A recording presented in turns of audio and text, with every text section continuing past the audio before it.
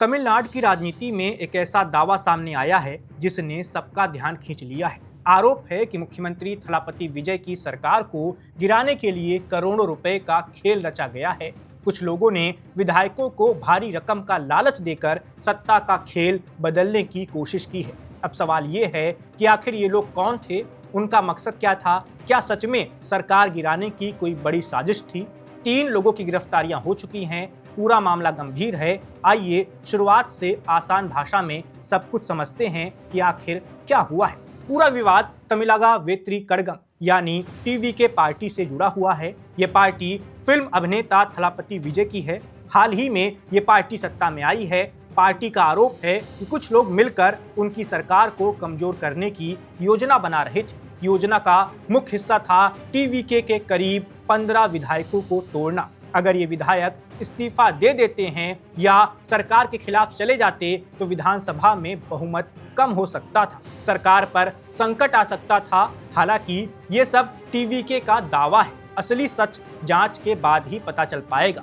मामले की शुरुआत उथंगुरे विधानसभा सीट से हुई। वहां से टीवीके के विधायक डॉक्टर एन इलैयाराजा ने 29 जून को चेन्नई पुलिस में शिकायत लिखाई। उन्होंने बताया कि उन्हें एक फोन आया। फोन करने वाले ने खुद को एक सर्वे एजेंसी का प्रमुख बताया। शुरुआत में बात सामान्य राजनीतिक सर्वे की थी, लेकिन जल्द ही बात का रुख बदल गया। विधायक इलैयाराजा का कहना है कि फोन करने वाले ने उन्हें बताया कि जल्द ही विधानसभा में अविश्वास प्रस्ताव आने वाला है। उनसे कहा गया कि वे सरकार के खिलाफ वोट करें। इसके बदले उन्हें 35 करोड़ रुपए देने का ऑफर दिया गया। इलैयाराजा ने यह ऑफर तुरंत ठुकरा दिया। उन्होंने कहा कि जब उन्होंने मना कर दिया तो उन्हें और उनके परिवार को जान से मारने की धमकी दी गई। ये सुनकर कोई भी चौंक जाएगा। एक लोकतंत्र में विधायक को रिश्वत और धमकी, ये बहुत गंभीर बात है। शिकायत दर्ज होने के बाद पुलिस और तमिलनाडु की खुफिया एजेंसियां तुरंत सक्रिय हो गईं। जांच में चेन्नई के एक कंसल्टेंसी फर्म से 3 लोगों को गिरफ्तार किया गया। इनके नाम हैं तिरुनुवाकुरासु, नरेश और त्यागराजन। पुलिस इनसे पूछताछ कर रही है। पता लगाया जा रहा है कि तीनों अकेले काम कर रहे थे या किसी बड़े गिरोह का हिस्सा थे। उनके फोन, कंप्यूटर और अन्य सबूतों की जांच हो रही है। बैंक खातों और कॉल डिटेल्स को भी देखा जा रहा है। तीनों गिरफ्तार लोगों का राजनीतिक कनेक्शन भी जांच का विषय है। मीडिया में कुछ रिपोर्ट्स आई हैं कि इनके कुछ नेताओं से संबंध हो सकते हैं, लेकिन अभी तक कोई बड़ा नाम सामने नहीं आया है। जांच चल रही है, इसलिए किसी को दोषी मानना सही नहीं होगा। सबूतों के आधार पर फैसला होगा। टीवीके पार्टी ने इस मामले को और बड़ा बना दिया है। पार्टी के मंत्री सीटी निर्मल कुमार ने कहा कि कई राजनीतिक दल मिलकर सरकार को गिराने की कोशिश कर रहे हैं। उन्होंने दावा किया कि कई विधायकों से संपर्क हुआ। उन्हें 20 करोड़ से लेकर 50 करोड़ रुपए तक का लालच दिया गया। मंत्री का कहना है कि शायद ही कोई टीवीके विधायक बचा हो जिससे संपर्क न किया गया हो। पार्टी का आरोप है कि ये एक संगठित साजिश थी। दूसरी तरफ जिन दलों पर आरोप लगे हैं, उन्होंने इन बातों को सिरे से खारिज कर दिया है। उन्होंने कहा कि ये टीवीके का राजनीतिक आरोप है। कुछ नेताओं ने कहा सरकार खुद अपनी कमजोरियों को छिपाने के लिए ऐसे दावे कर रही है। भारतीय राजनीति में ऐसे आरोप अक्सर आते रहते हैं, लेकिन अंत में जांच एजेंसियां और कोर्ट ही फैसला करती है। तमिलनाडु में राजनीति हमेशा से गर्म रहती है। यहाँ कई बड़े दल हैं। डीएमके, एआईएडीएमके जैसी पार्टियां लंबे समय से सक्रिय हैं।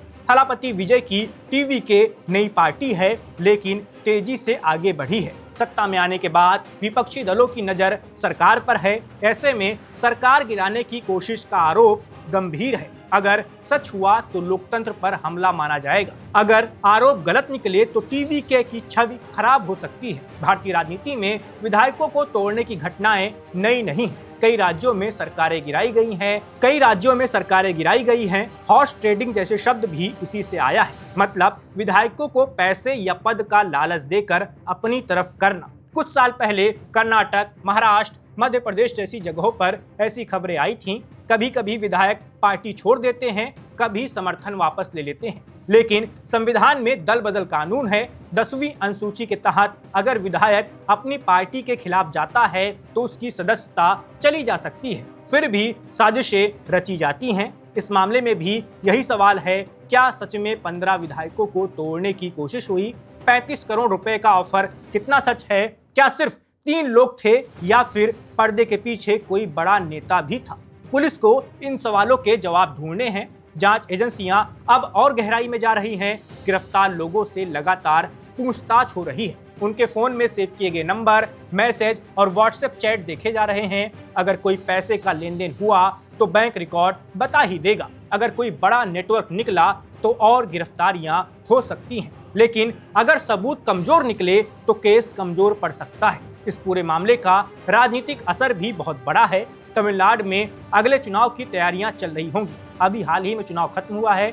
2029 में जब लोकसभा चुनाव होगा उसकी बात कर रहे हैं। ऐसे विवाद माहौल को गरमाते हैं। विपक्ष सरकार पर सवाल उठा रहा है कि सुरक्षा इतनी कमजोर कैसे हो गई। सत्ता पक्ष कह रहा है कि विपक्ष लोकतंत्र को कमजोर कर रहा है। आम जनता दोनों तरफ की खबरें देख रही है। लोग इंतजार कर रहे हैं कि जांच में क्या निकलता है। विधायक इलैया राजा की शिकायत ने पूरे मामले को सार्वजनिक कर दिया है। अगर उन्होंने चुप रहकर ऑफर स्वीकार कर लिया होता तो शायद ही कभी कुछ पता चल पाता, लेकिन उन्होंने सही कदम उठाया। इससे साफ होता है कुछ नेता अब भी ईमानदारी से काम कर रहे हैं। तमिलनाडु की जनता विकास चाहती है। शिक्षा, स्वास्थ्य, रोजगार, किसानों की समस्याएं, ये सब बड़े मुद्दे हैं। अगर राजनीतिक साजिशें चलती रहीं तो विकास पर असर पड़ेगा। सरकार को चाहिए कि वो विधायकों की सुरक्षा बढ़ाए, सख्त कानून लागू करे ताकि ऐसे ऑफर देने वाले कभी गलती से भी कुछ करने की सोचे भी ना। 3 गिरफ्तार लोगों की पृष्ठभूमि भी जांच का हिस्सा है।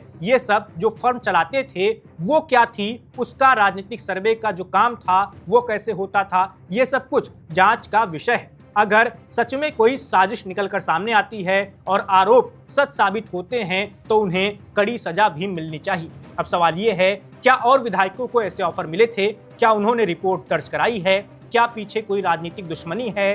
क्या टीवी के सरकार में कोई कमजोरी है जिसका फायदा उठाने की कोशिश की जा रही है? ये सारे सवाल जवाब मांगते हैं। जांच एजेंसियों पर बड़ी जिम्मेदारी है। उन्हें निष्पक्ष रहना होगा, किसी का पक्ष नहीं लेना होगा, सबूत इकट्ठे करने पड़ेंगे। अगर जरूरत पड़ी तो सीबीआई या अन्य एजेंसियों की मदद भी ली जा सकती है, क्योंकि मामला बेहद ही संवेदनशील है।